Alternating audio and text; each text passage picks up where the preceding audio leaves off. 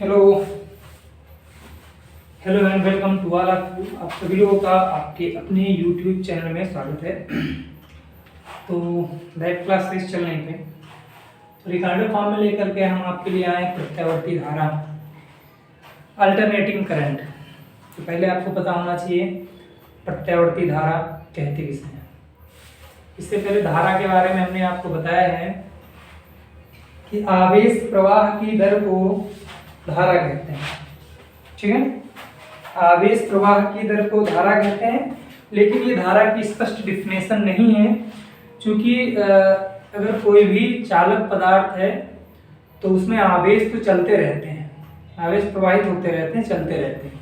ठीक है, लेकिन फिर भी धारा उसमें प्रवाहित नहीं होती। इसके बारे में चर्चा किसी दिन हम करेंगे। फिलहाल के लिए कुछ चर्चाएं की हैं, इसके बारे में विस्तृत चर्चा करेंगे, तो देख लीजिएगा। पीछे वाले रिकॉर्डेड वीडियो में आगे भी चर्चा करेंगे। ठीक है, तो प्रत्यावर्ती धारा क्या है?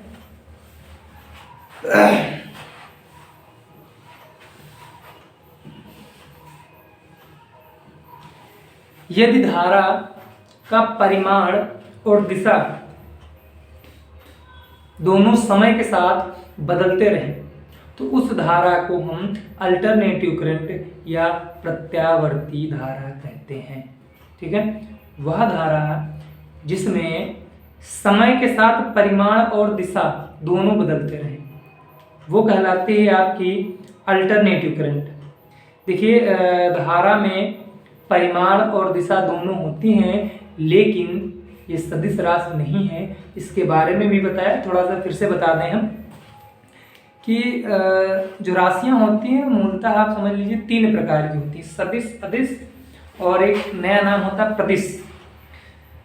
सदिश राशियां वे होती हैं जिनमें परिमाण और दिशा के साथ वो सदिश योग के नियमों का पालन करती हैं। ऐसी राशियों को हम सदिश राशि कहते हैं। ठीक है, सदिश राशि। ठीक है, और वेक्टर क्वांटिटीज। अदिश राशि की बात किया जाए, वे राशियां जिनमें केवल परिमाण होता है वो अदिश राशियां कहलाती हैं। इसी के साथ हमने आपको एक अभी बताया प्रतिश राशि। तो प्रतिश राशि में आप ये समझ लीजिए वे राशियां जिनमें परिमाण और दिशा दोनों होती हैं, लेकिन वो सदिश योग के नियमों का पालन नहीं करती हैं, वो वो प्रतिश राशियां कहलाती हैं। कक्षा 11 में इसके बारे में आपने विस्तार से पढ़ा है, आगे भी हम बताएंगे। तो आप इसको प्रतिश राशि में ले सकते हैं जिसकी परिमाण और दिशा दोनों होती। साथ में ये सदिश राशि क्यों नहीं है? चूंकि इसमें आप समझ लीजिए कि इलेक्ट्रॉनों के प्रवाह की विपरीत दिशा को बताया जाता है। चलिए इसके बारे में चर्चा करेंगे किसी दिन। फिलहाल के लिए आप ये समझ लीजिए सदिश राशि नहीं है। तो जो राशि धारा होती है, धारा के संपर्क में जब भी हम आते हैं तो हमको ऐसा लग रहा है कि वो तार हमको हिलाने का प्रयास कर रहा है, लगता है। ठीक है, अब जैसे मान लिया ये तार है, ये तार है, इस तार के संपर्क में आप आए तो होता क्या है, वो आपके शरीर को ऐसे से हिलाने लगता है।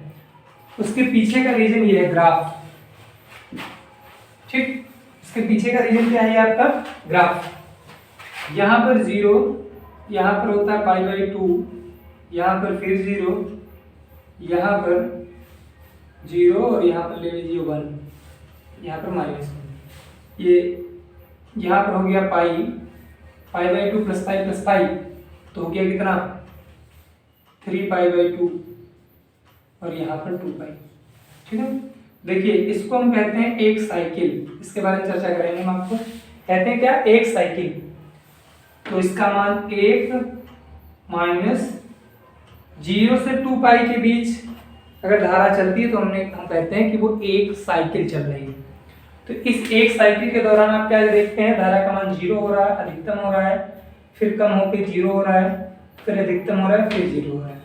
यही कारण है कि हमको करंट महसूस होता है। ठीक, ये चर्चाएं करेंगे इसके बारे में। फिलहाल के लिए प्रत्यावर्ती धारा बता दिए, थोड़ा सा बता दिए करंट क्यों महसूस होता है, और इसके बारे में विस्तार से हम आगे चर्चा करेंगे। ठीक है, मिलते हैं नेक्स्ट वीडियो में। ओके।